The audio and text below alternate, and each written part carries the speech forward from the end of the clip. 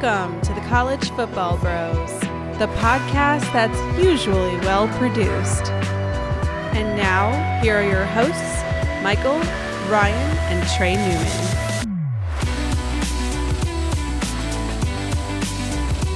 Welcome to the College Football Bros podcast. I am Michael Newman, and I'm joined by the brother who grew up on mac and cheese. It's funny you say that, Michael. I've been eating a lot of it during the pandemic here. That's me, Ryan wow. Newman. Yeah. And I'm joined by the other brother who grew up on Nutter Butters. Oh, I love some Nutter Butters. That's me, Trey Newman. And the other brother who grew up on Lucky Charms. Yes, that Lucky Charms was what I was thinking too for me. All right. As always, you can follow us on Twitter and Instagram at CFB Bros. You can subscribe on YouTube, and you can support us on Patreon at patreon.com/College Football Bros. And that gets you bonus episodes as well. And you can also leave us a 5-star review like 2 people did this week. Who's the first, Trey? Yeah, we've got one from Dakota DCL titled The Best College Football Podcast. You guys are dope. I listen to the show on the way to work or at work whenever I can. Love how knowledgeable you guys are of the game. Go Gamecocks. Thank you. Awesome. Thank you. Kind people out there. All right. Our other one is from Chris 9696. The title is July. Says, "This is an awesome listen. I miss college football so much." I do too. That's good. We're right there with you, Chris. All right. One more thing before we get into the episode. Encourage everyone to go subscribe to another good college football podcast, as well as kind of NFL draft podcast called Prospects 101. And I actually made an appearance on their show on Monday, and we previewed the Pac-12. So go ahead and check that out. How fortunate they are. Fortunate to have me. Yeah. Yeah. Mm-hmm. Of course. What a big get. Huge get for them. My God.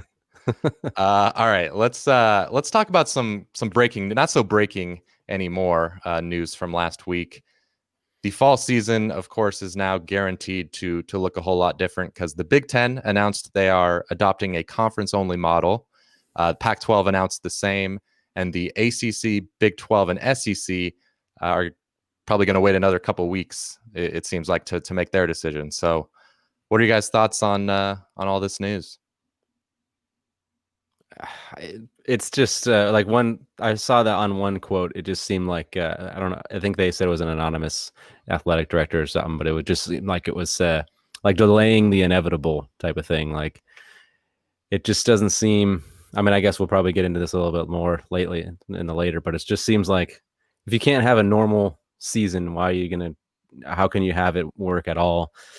I don't see how keeping it in the conference, because there's teams that play super far away from them. I mean, like Nebraska goes to Rutgers this year. It's like, well, how are you going to manage that? They still got to go on the airplane. They still got to fly. Still got to do all those things. So to me, just limiting it by conference doesn't really do much for me. I don't think that really helps.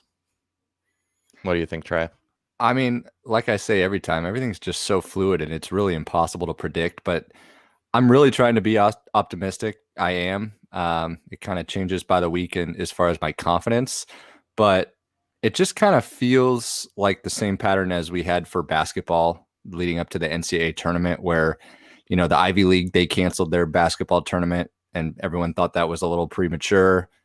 Obviously, as we found out, more conferences did the same, and then we ended up not having the NCAA tournament, and here we are again, Ivy League canceling football, and we'll see. I mean, I'm not saying it'll be that follow the exact same script, but it just kind of feels similar. The one thing I do want to say, though, is in regards to people saying that like the SEC will play no matter what, like because football is too important. And I don't disagree that football isn't important there. Like, of course it is, and they hold it to a high standard. But in the notion that that they'll play and no one else would is just a bit ridiculous to me. Like there's zero chance in my eyes that the SEC would play if every or most of the major conferences didn't play. Like if all the other conferences decide to cancel fall, they even said like Texas high school football looks unlikely, and that's pretty depressing. We know how serious they take football there. So I'm on the fence. I'm hoping we get some form of it.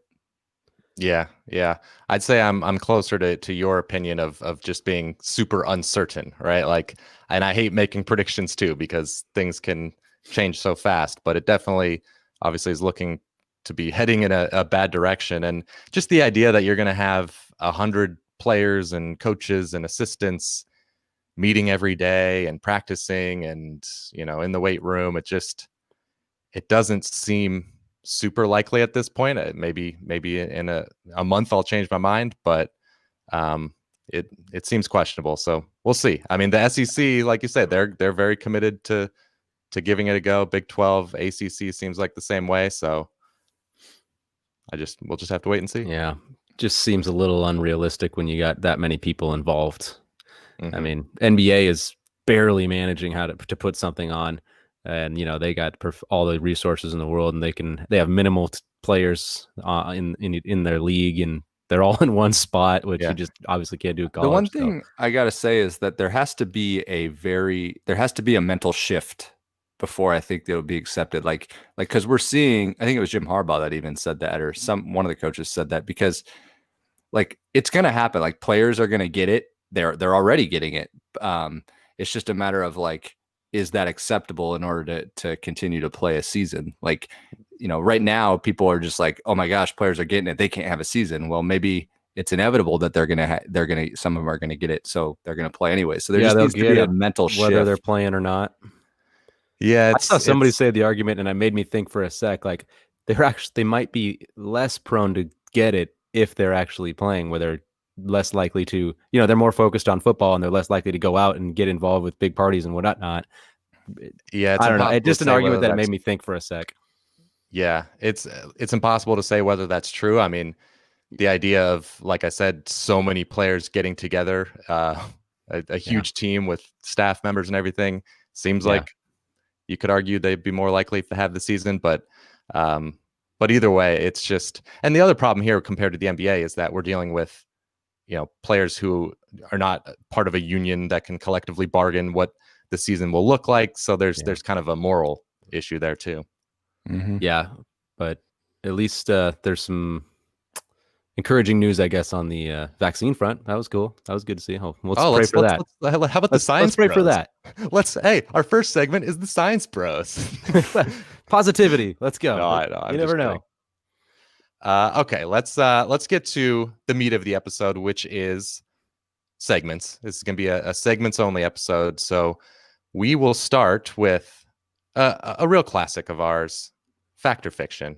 We invented this concept. No one's ever done this before. Never heard of it until us. So Ryan, what's first? Okay, guys, fact or fiction.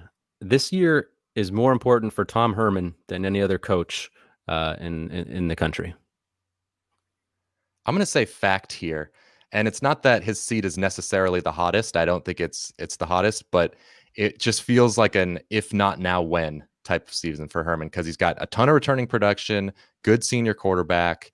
The roster is full of mostly Herman guys and highly recruited guys. So I just think this year is going to tell us a lot about whether he's on a trajectory to becoming a top 10 coach, or if he's on the trajectory to get fired. So it's kind of a big swing. All right, I'm going to say fiction. No doubt it is important for him to have a good year, but I still see a scenario where, if Texas doesn't have the greatest season, I'd still, fast forward, I'd still kind of believe in him, and he probably he's not going to get fired if they have a really bad season, he could, but I still don't see him struggling enough for him to get fired. So, because I look more at a guy like Clay Helton at USC, where I feel like he has to have a good season. Otherwise, in my eyes, he's just, it's like all or nothing for him, in my opinion.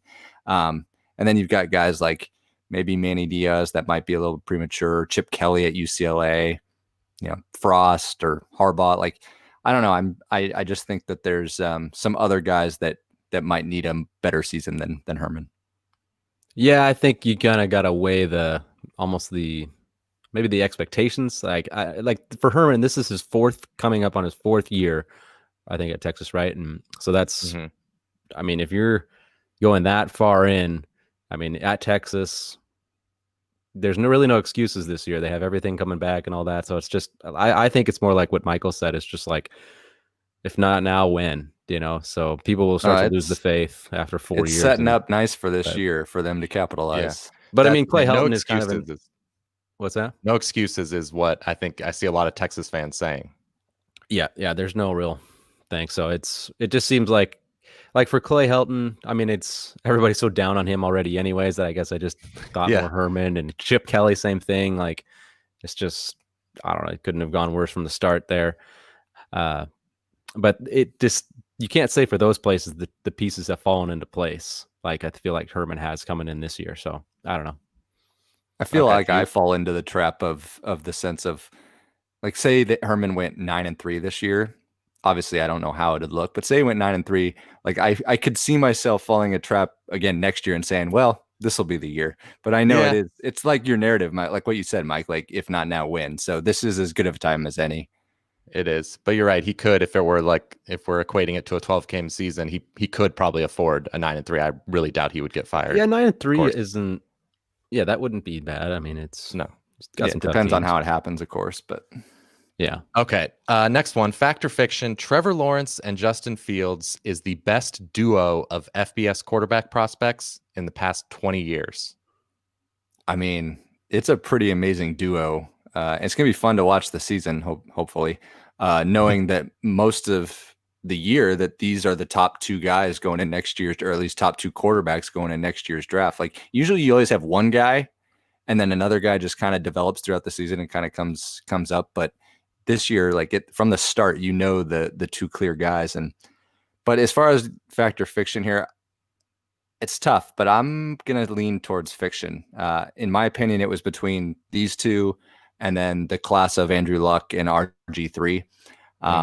Luck was kind of a no-brainer, and RG3 he easily could have been a number one pick in any other year, really. He was so gifted. And actually, in our Patreon Discord chat, I got to give a shout out to one of our patrons, Joel. He pointed out the parallels between Lawrence and Fields to Fields and Luck, to Luck and RG3. It's just eerily similar in terms of their skill sets and the talent. Yeah, this one is it was tough. That was obviously, I agree with you. I'm going fiction, and I'm going to say it was Andrew Luck and RG3. Those guys were, Luck was just like the ultimate. I mean, there was no better surefire prospect I have, come across yet. I mean, even Lawrence, as great as he is, he's not the surefire 100% like Luck was, at least in my eyes. But the other one that I considered was there was two other ones. Jameis Winston and Marcus Mariota. Those were that's a good one. Those were pretty dang good, because Mariota, remember, he stayed at Oregon an extra year to work on his game even more. So they were definitely looking forward to him coming out. And Winston, of course, won a national title. But then he also had Eli and Phillip Rivers in 2004. Yeah, it wasn't quite it, probably, but I mean, that was pretty good. I mean, there was a lot of drama certainly with them. How about Joe Burrow and Tua just this year? They're in the running. Well, I mean, going into the year, like, and I'm judging this like on draft day. I know we're not there yet with Trevor Lawrence and Justin Fields, but I'm not judging these quarterbacks in hindsight. Of course, we're talking about them as prospects. And I'm going to say fact. I just think there's very, very few holes you can poke in Trevor Lawrence and Justin Fields. Both guys have great measurables, great arm talent. Both guys win. They've won almost every game they've played. They both can run, especially Fields, once we see him healthy. And they were the number 1 and 2 ranked players coming out of high school. So there's almost nothing you can point to that's a negative. So I think I would say fact. It's splitting hairs. They're awesome. Mm-hmm. Okay. Fact or fiction? JT Daniels is the better option at quarterback for Georgia. No, he's not. It was below average as a freshman at USC with really good weapons. It was inconsistent, relied on the deep ball, just chucking it up for those receivers getting it. He did not improve. I mean, of course, since Michael's a USC guy, I watched him a lot. I tried to watch every single USC game. He just didn't improve like throughout the year. I just kept waiting for him to kind of turn a corner. and be like, okay, yeah, this is why he was a 5-star and everybody's making a big deal. But no, he just never did. And then coming into this past year, Keaton Slovis just completely flew by him. I mean, he wasn't even close. Slovis was way better, performed way better. It's kind of All like right. Well, we saw one half of JT Daniels this year. I know, So. but I'm telling you, he had an entire season last year to get better, and he didn't get better at all. How many more snaps? How can you say he didn't get better? We saw one half. JT Daniels? No, I'm talking about the whole year last year. If you play, I see what you're saying. I see what you're saying. Yeah, I think if he was going to improve, he would have improved a lot during his freshman year. Gotcha. Not during the off season for 6 months where you're not playing football. I don't think it's going to work. I think I've been trying to keep everybody a little low key here on Jamie Newman and not expect some Heisman guy, but to me, Jamie Newman is clearly the better option there. Yeah, I'm going fiction as well. I'm actually going to agree with you. I like what I've seen from Jamie Newman on the field better than JT Daniels. I know he's a true freshman, but still. And Newman's he's been at Georgia longer, so he's got a little bit of a leg up there. And JT Daniels is coming off of a torn ACL, still not totally 100%. So I know running's not a big part of his game, but there's just a lot of factors I think that point to Newman. So I would bet strongly that he will be the starter. I agree. I mean, I got to go with Newman. I think he should be the guy, but I can understand the case for Daniels. I mean, Newman's only going to have 1 year. You'd have Daniels for a couple. You could groom him, and I'm not going to totally write off that 1 year he had at SC. He was a true freshman, and SC wasn't that good of a team. They went 5-7. I know part of it falls on him, but he was kind of thrown into the fire there, and he still there's no reason he couldn't have improved off his freshman year. He was the number 2 quarterback, 5-star. The talent's there, and honestly, if you stick him on Georgia, if you stick a lot of quarterbacks on Georgia, they're going to look pretty good, more often than not. So I don't know. I'm not gonna write him off, but I agree that for this season, it's Jamie Newman, but I'm not going to write off JT Daniels' career there. That was the perfect answer, Trey. I should not have said anything. I agree with Trey. Okay, so let's move on to our next segment here, and we are going to enter the trivia zone. I'm going to ask you a trivia question here. Trivia. Doesn't matter what it is, you have answers. Zone. When you ask me those kind of questions, it really pisses me off. Trivia zone. Okay, since we started recording this podcast in 2017, 9 teams have had at least one game where they rushed for 500 plus yards.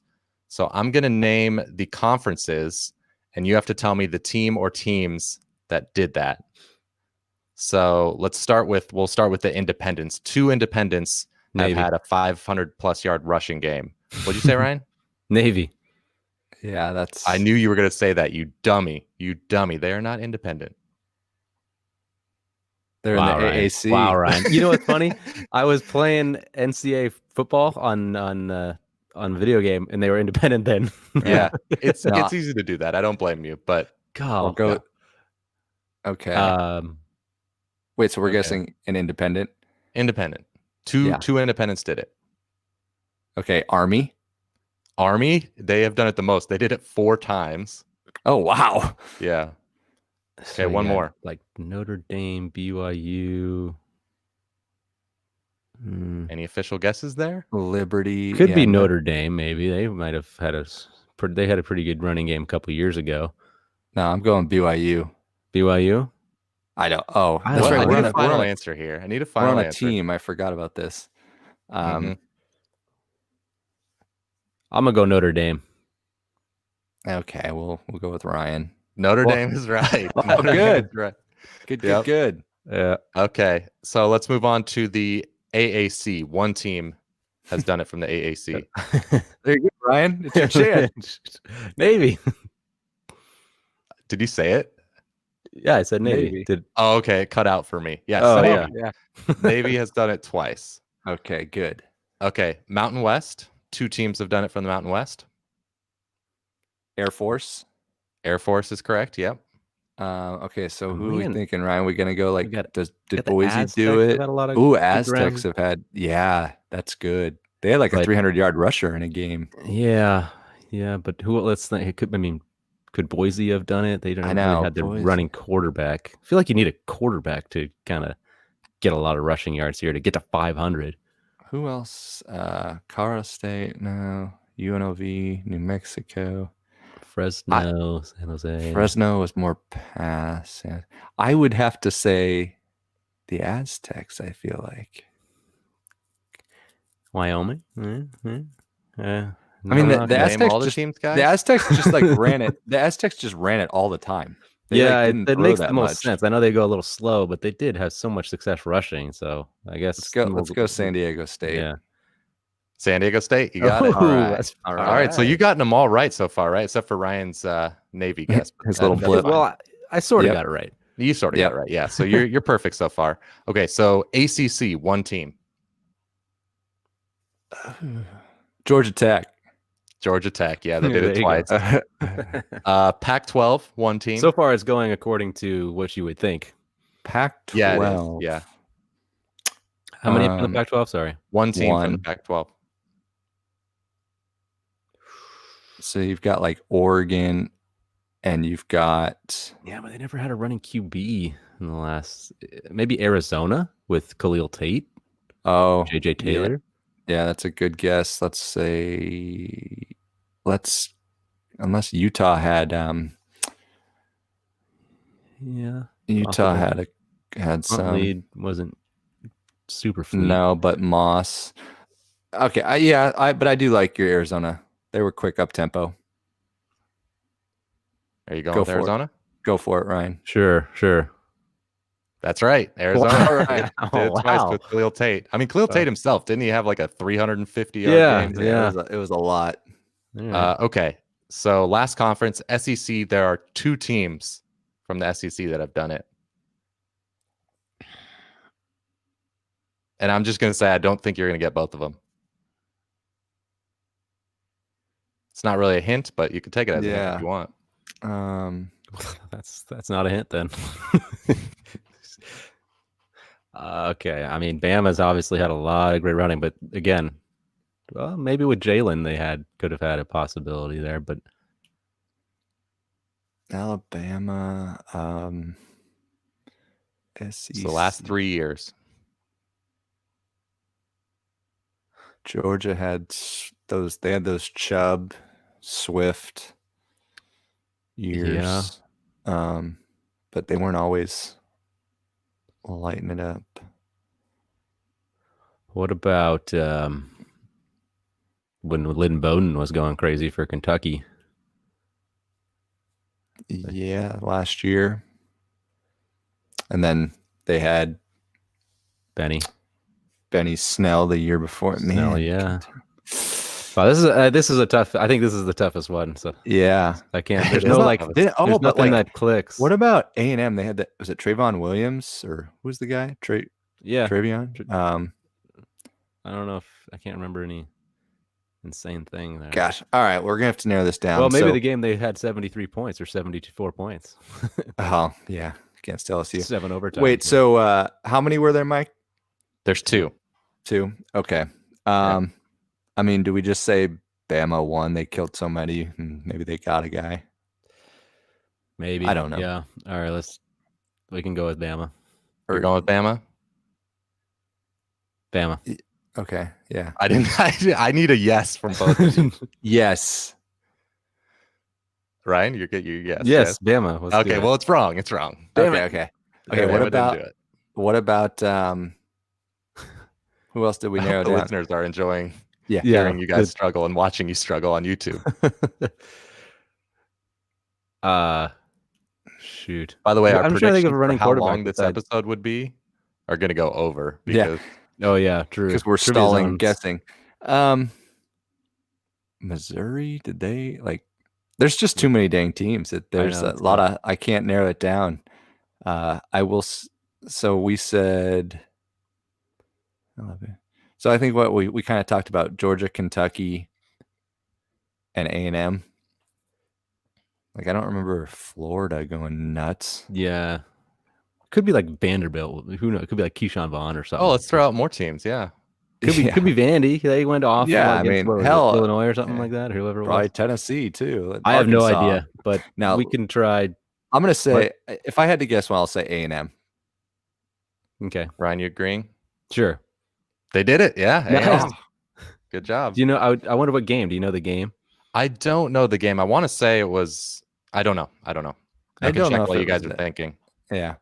Nice. All right. So I said A&M. We said Bama. So you can pick a team. I don't have a preference. right, It's getting splitting hairs here. Let's try. I feel like Georgia would have done it, but I guess what do we say between Georgia or Kentucky now? yeah, let's try Kentucky.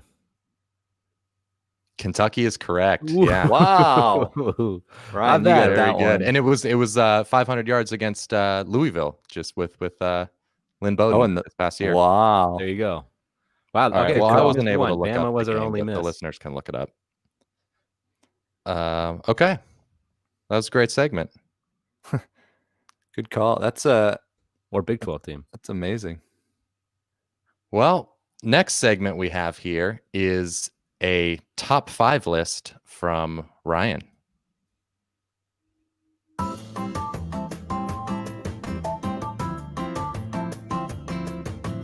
Alrighty. Yes, top 5 list. So I'm going to do a top 5 list of players who were ahead of their time.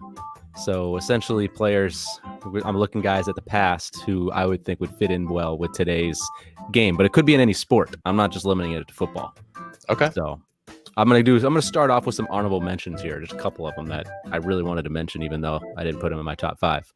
Number 1, well, not number 1, but first honorable mention, Steve Young. Completed 70% of his passes in 1994. I mean, that was unheard of back then. 70%. I mean, if you go back to QB stats 25 years ago, it's terrible compared to what it is now. So to have that type of numbers that was way ahead of what was going on then. So, and his running ability, I mean, he would be really good today. Mm-hmm. The other guy was Detlef Schrempf, the Seattle Supersonic big man. He was a stretch 4 before there were stretch 4s. So he was 6'10", like shoot Dirk. threes. Yeah, he was. I mean, he was ahead of his time. I think he would have been even more successful. He was already a good career, but he could have been even better if he started.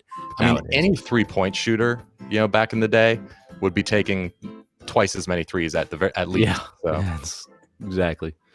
So, all right, those are a couple of the honorable mentions, but let's get to my number 5 on the list. I have John Mackey, the tight end, the classic tight end. The award for best tight end is named after him. He played 10 years in the NFL, and he had just over 5,000 yards receiving and 38 touchdowns. But the way tight ends are used nowadays, like, he just would have had a field day. I mean, the Travis Kelce's, the Tony Gonzalez's, and all those types of players. I mean, he would have just been. I think he would have been a lot bigger stats in today's game. Number 4, Randall Cunningham, QB who went with Philly and Minnesota in the pros.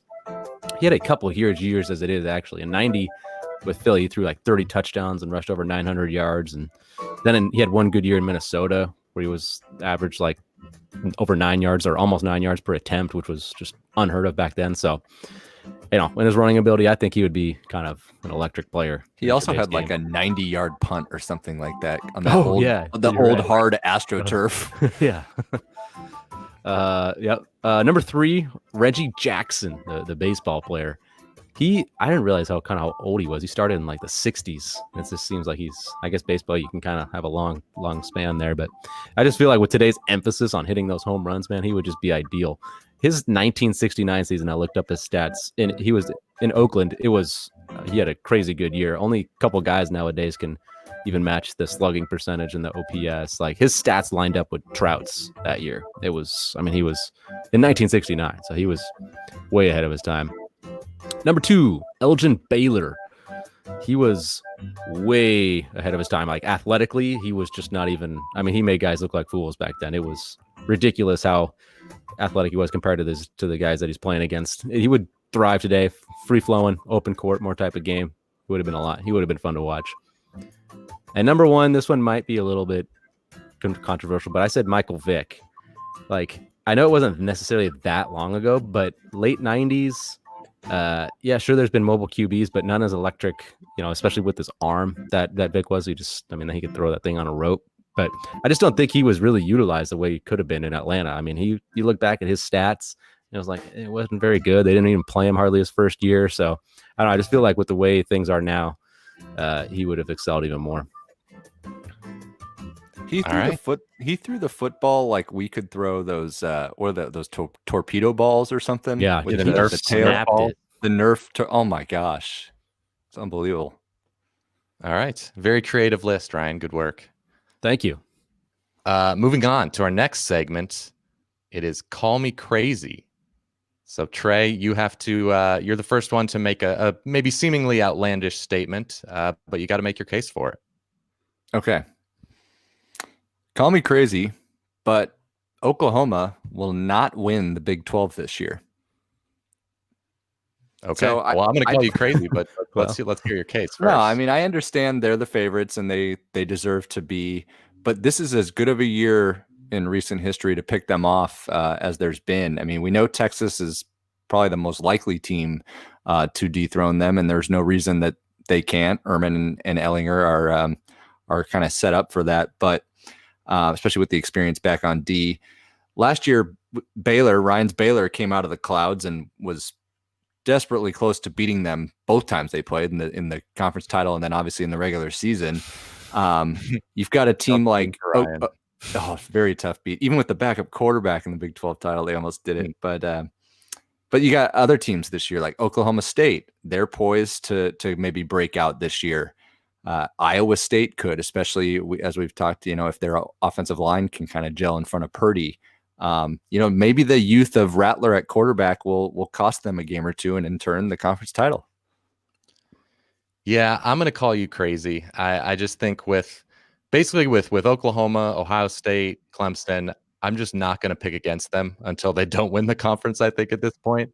And even though I like those teams, Iowa State, Texas, Oklahoma State, it's maybe the best second tier that we've had in a while in the Big 12, but it's still second tier. I still think Oklahoma is quite a bit ahead of those teams, especially with the defense, I think, continuing to improve. I'm going to say you're not crazy. I know they've won it 5 times in a row, which doesn't help my argument, but like Trey said, last year they barely won it. They had to go to overtime, which, I mean, it could have gone either way. And then only once in the last 5 years have they gone unbeaten in their conference. So 4 out of the 5 years, they've at least lost a game. So it's not like I don't compare it to Clemson. I don't think anybody can compare it to Clemson. They're so far ahead. Like nobody can compete. They demolish the opponent in the ACC championship game. It's never even close. It's like a 30-point spread. Ohio State is probably a little bit higher, I think, than Oklahoma as far as owning their conference, as far as close to their peers, I think, especially if you consider last year. But yeah, I don't think you're that crazy for saying that. I don't think the margin's all that big. Texas almost got them last year. They're flirting with it. I think they could lose their handle on it. Okay. My turn. Call me crazy, but I think the ACC might have the 3 best defensive lines in the country. So we'll start with Clemson. They always have a great defensive line. I barely need to make a case there. Their backups, they're going to have 2 5-star freshmen as backups, including the number 1 overall recruit in the country, Brian Brzee. So looking good there. Yeah. And he might not be a backup. Maybe he'll start. But number 2, you've got Miami, probably the best defensive end duo in the country with Gregory Rousseau, who had 15.5 sacks last year as a redshirt freshman. And then redshirt freshman. Made sure to mention that, Ryan. Yeah, it's important. And then and Quincy Roche, the transfer from Temple, who had 13 sacks. Insane. And then Pitt is the third one. You got Jalen Twyman, defensive tackle, who was first team All ACC kind of the new Aaron Donald. Yeah, he's a beast. Patrick Jones, defensive end, was second team All ACC. And then you add back to that Rashad Weaver, who going into the year last year we thought was their best defensive lineman, and he was hurt for the whole year. So he's coming back. It's just it's crazy what they've got. They've also got another, I think, D tackle, Keyshawn Camp, coming back from injury. So it's just going to get better. Yeah, then they had another backup, I think, that was like, he had like 9 sacks or something like that. I mean, they got dudes. And so to the answer your question, I don't think you're crazy. I mean, it seems weird that that you're not crazy because you got so many good D lines out there, and teams like Georgia obviously have a case. For sure. But Georgia's maybe, the one probably with the best case. yeah, Georgia's got a great defensive line, but maybe a little less proven as far as what they have coming back as far as statistics wise. So maybe that's why I'd give the edge to guys to a team like Pitt, where you're kind of surprised by it, but they have the numbers to back it up. Alabama, of course, is going to be good. DJ Dale, Brian Ray, and then you could throw in Oregon with the Kayvon Thibodeau. They're going to have a good D line too. But not Jordan Elliott, who's the D tackle? Jordan Scott. Yeah. Yeah, so you could make the argument for a lot of these teams, but so I'm not going to say you're crazy for saying that those three could, because there's a legit case for it. I'm just going to go the other way and say you're crazy. It's amazing that the ACC does have arguably, three near the top at least, and Pitt really doesn't get enough love. Assuming there is a season, like I think we'll be on their bandwagon for the defense. I mean, don't screw it up, Narduzzi. Like, I've been hard on you, but you've got some sweet guys. The defense is good, man. Like Michael, like you said, like Twyman. The rush defense was number one in the. Excuse me. Go, Ryan. Go. Well, I thought Trey was going. Now it's your turn. Okay. Rushing defense was number one in the conference. Oh, is that all you wanted to say? That's all you wanted to interrupt me for. That's it. Yeah. That's it. That's the only point you had. Well, I thought it was going to be a brief. Yeah. No, but Twyman, Michael brought him up. He might be the best interior lineman in the country. But all that being said, it's tough not to have. You got to think one of the SEC teams, and not just because of the history. Like, one of the SEC teams has to have a top 3 D line, and I got to lean towards Georgia. I mean, they were the junkyard dogs. They were the best D line last year. I know they lost like a guy like Tyler Clark, but they've got guys like Jordan Davis, Malik Herring, all the talent that they've recruited over the last few years. I mean, I'm not worried. Like, they've got the 5-star Jalen Carter this upcoming year that they're high on, and Florida's going to have a good D line. I mean, Ohio State, yeah, they lose Chase Young, but they're replacing him with Zach Harrison, who should take a giant step this year. So I'm just going to say that a couple of those teams are going to throw a wrench into Michael's ACC top 3. That's fair. Yep. All right. Good stuff. All right. On to me here. Call me crazy, but if the Pac-12 only plays conference games, USC could go undefeated. So a lot, I think, here is riding on the shoulders of Todd Orlando, the new defensive coordinator, because, if that defense can make a decent jump from last year, and it obviously wasn't a great defense last year, but it wasn't horrible at the same time. But it was okay, fine. It was horrible, Mike. Well, I mean, it wasn't horrible, but it was. It had moments. Exactly. It should have been better. So that's why I think, and there's a ton of returning production. They have like 10 starters coming back. So there's really not, I mean, Christian Rector, I think, is really the only true significant loss that the defense is going to have. And they have they're going to have a good D line. So, but overall, just as a team, 18 starters back. The offense is going to be super high powered. They do lose Pittman at receiver, but they got Monroe St. Brown, Tyler Vaughns. They're stacked at receiver and anywhere else. So if the defense could just get a little bit better, I think they have a chance because of how good I think their offense will be with Graham Harrell and Keaton Slovis. You're crazy, Ryan. I can envision them winning the Pac-12, but to say they'd go undefeated is a little stretch for me. I just don't see that right now. I know it was a tough schedule last year, but they still did lose 5 games. Obviously, there were a couple there that definitely could have gone their way within a field goal or so, but it was still 5 games. And I just look at the Pac-12. Like, first off, Oregon is seemingly the team to beat, of course. But then you've got some capable teams like Jaden Daniels, ASU squad. The Huskies, UW, and Utah are kind of wild cards this year. I don't really know what you're going to get, but historically they've been good. You've got Cal could take a next step. Stanford could bounce back. I think there's a lot of good, solid middle teams there that could, it wouldn't be unreasonable for USC to lose to one of those guys. So I'm just not quite seeing unbeaten. Maybe Pac-12 chance, but not unbeaten. I am going to say you're not crazy, Ryan. Because USC, they went 7-2 last year in Pac-12 play, and they're now 5th in the country in returning production. So take a step forward, and why not? I mean, Oregon obviously is the real tough one, But in every other game, USC will probably be a favorite. Now it's going to be tough to win them all. I would obviously bet against it, but it wouldn't be crazy to me. Yeah.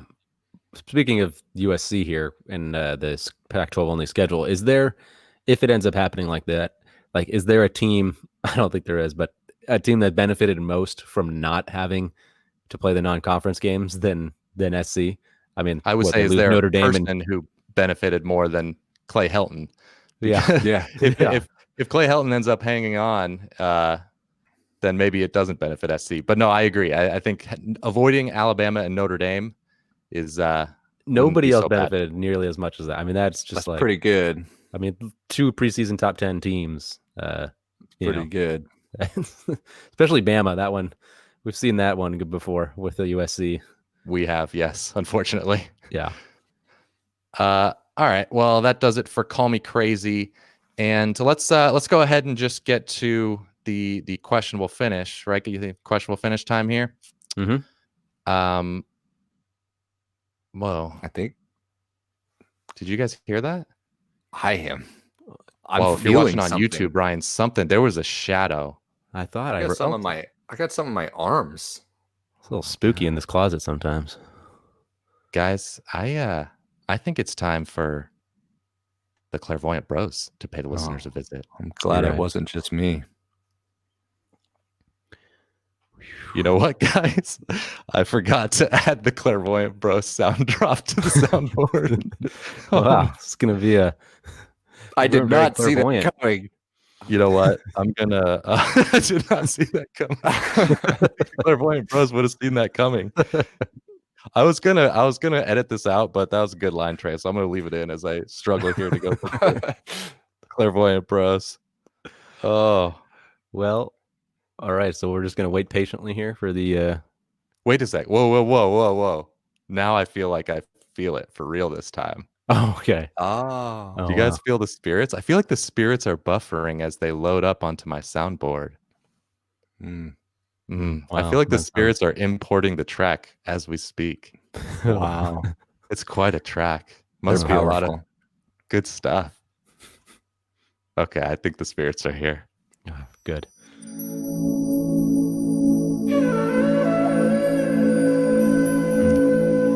Oh, there we go. Feels good. So I'm seeing a bunch of little kids playing on the playground at a school. They're playing a bunch of games. There's parents there helping them. Oh, you know what? It's one of those field days. You know, those schools have field days. You know what? That's a sign. Justin Fields is going to have a field day with his opponents this year and win the Heisman. I see that too. I see that. I'm reading Lane Kiffin's poem right now off screen, and it's very soft. But I see that Ole Miss is going to pull off a double-digit point spread upset this season. They're at LSU. We're home to Bama and Florida. He nearly did it at Tennessee a decade ago against Alabama. This time he's gonna finish the job. The Lane train. I like it. Rolls on. I see brightness at the end of a tunnel. It's light. It's hot. I see into next year. It's August of 2021. It's happier times. Most, not all, but most of COVID is behind us. The anticipation for football has never been higher. We've read all of the magazines. The fans have listened to the College Football Bros preview episodes. And the joy of having a normal, full college football season is back at an all-time high. I see that. I see that as well. And I want that. I'm seeing some sort of claw. What? I want him bad. I'm seeing a claw or a panther. It's like some claw, something going on right there. It's very dangerous looking. He's out there dominating, killing everybody in his path. Oh my God. He just killed a king. He just killed a king. A huge kingdom of the king. He just went down. You know what? It's Kawhi Leonard. He's taken down LeBron James and leading the Clippers to the NBA title. No. Uh-huh. I don't see it. Wow. I'm looking into my crystal ball here. It's the year 2025. I can see it clearly. And I see College Football Bros engraved on a trophy. Oh my God. It's beautiful. And I'm seeing underneath the words, worst podcast in the universe. Oh dear. Wow. That's all. At least we got the pub. Yeah, I guess so. I think I'm having the same visions as before. I see into next year, the 2021 season. Except this time, instead of joy, I see sadness. After just 3 weeks of the high of a normal college football season being back, I'm now back to being disappointed in my Cornhuskers. Oh no, please don't be true. What happened? Did we lose to OU or something? They always seem to disappoint lately, and they're back at it in 2021. Whew. Wow. That was quite a reading, you guys. Powerful stuff. Very powerful and very, very well produced by me. Yeah. All right. Now it is really time for the questionable finish.